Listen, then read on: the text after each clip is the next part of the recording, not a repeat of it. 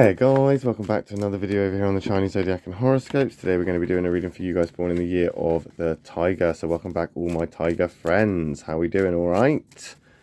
I'd also like to say a happy new year to all of you guys, considering we are now in the year of the snake. We've said goodbye to the year of the dragon, and we can now officially say hello to that year of the snake. So happy new year, guys.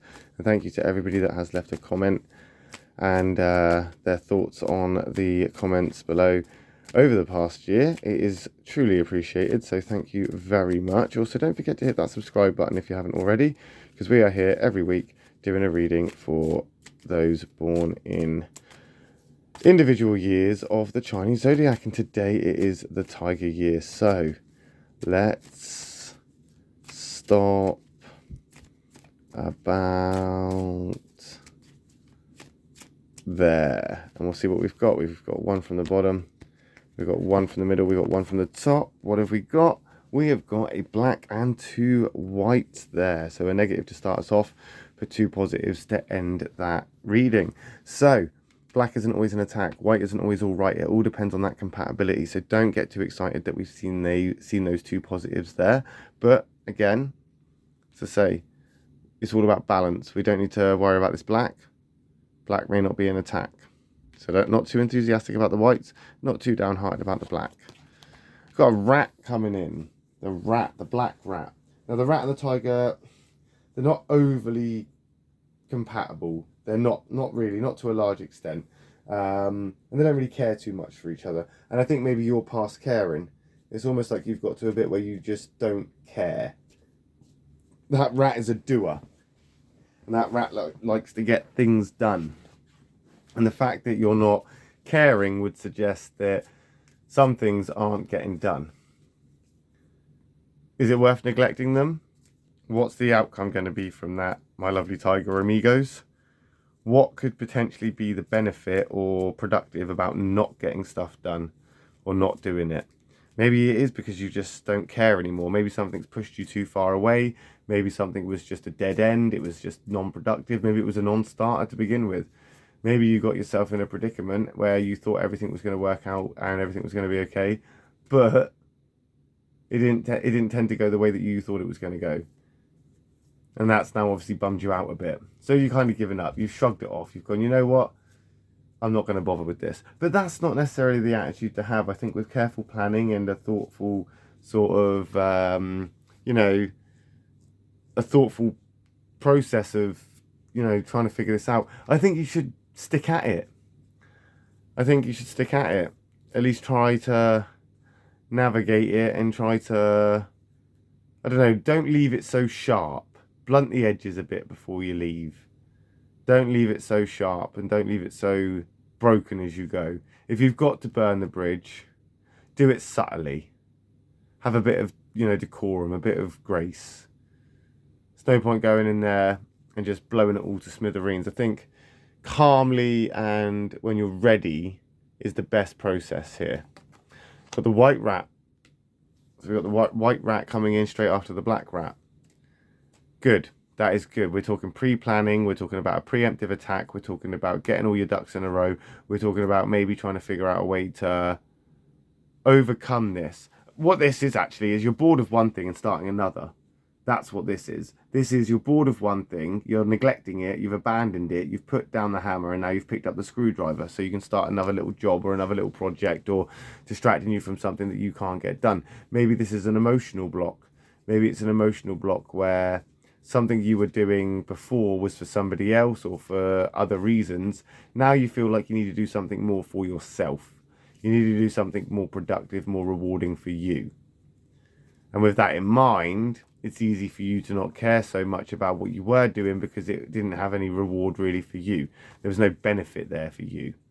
It was all for everybody else. And maybe they didn't appreciate you. Maybe there was a lack of gratitude. And of course, that's not going to go down well, is it? Because that's just rude. It's unnecessary, not nice. I think realistically what you've done now is it's almost like distraction therapy. And I'm not saying that's a bad thing. I'm just saying that this may not just go away because you've ignored it. This may not just fizzle out and disappear. It could be something that could come back around. So just be aware of that as you pick up your different jobs or you go in a different direction. Be careful which way you head as well, because if you go too far, there may not be any coming back. You may have gone too far, and you may have, as I say, burnt that bridge to ashes, blown it to pieces, instead of subtly just allowing it to fade away and potentially not cause such a scene. But I suppose you can't do that really, because I suppose tigers do have a flair for the dramatics, and you do like to put on a show. And sometimes that's good, and sometimes that can achieve what you need to achieve, and sometimes that can, you know, get the desired results, but other times it can get you into trouble. You know, turning heads aren't necessarily always good heads. Doesn't always work that way. But I do think that you are in a place where you've given up on something because you're fed up with it. You're not getting gratitude or appreciation there. But now what you're doing is you're concentrating more on yourself, on what you want to do. And that's bringing this back around. This is lifting your spirits, giving you a bit of a ego boost and a bit of a self-esteem and confidence boost, which is good. And we're going to move into that time of the white horse, which is the complete opposite of the rats. The rat and the horse are conflict signs. So that horse is the complete opposite. The horse is also in your triangle, which means this is a very good card for you. You're highly compatible, and it's moving forward. The white horse is always moving forward. It's always productive. It's always progressive. So this is good. You're finding passion. You're finding your voice. You're finding that your emotional compass is helping you make these decisions. Because as I said before, there's an emotional attachment here. Almost like you did so much for someone because you loved them. Turned out that they weren't worthy, or they were just ungrateful. You've come away from them now. And now you've picked up something a bit more you. You've managed to find yourself in a bit more of a comfortable place. You've managed to, I don't know, give yourself a bit of a respite from the bull crap that usually comes with, I don't know, a breakup or quitting a job, or like you've managed to avoid this somehow.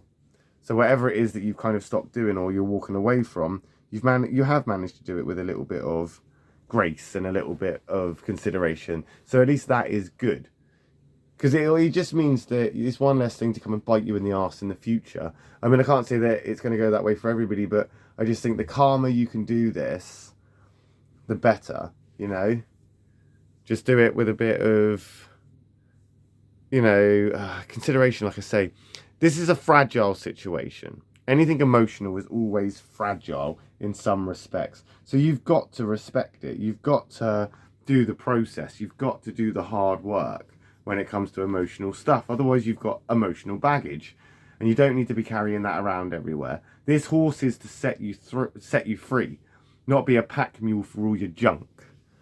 So realistically, leaving whatever this was behind, and moving into a place where you're now concentrating more on you and what you're wanting from life, is a good thing.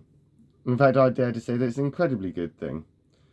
You're finally getting yourself on the right track, and now it's productive, and it's beginning to show, because there's that horse there to take you on to, you know, greener pastures and gallop you off into the sunset, which is a good place to be, especially for a tiger person.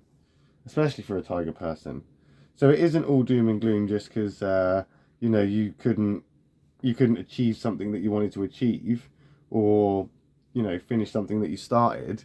It's more of an achievement and a strength that you realised you weren't good at it. You gave it up when you did, and you started something that you were good at. But we'll find out how you get on with that next week, won't we? When we come back and do another reading for you guys born in the year of the tiger. I'll be back next with a video for those born in the year of the rabbit. So if you are interested, I will see you then. If not, no worries. I will just catch you in a video next time. Thanks for watching, guys. Love and peace.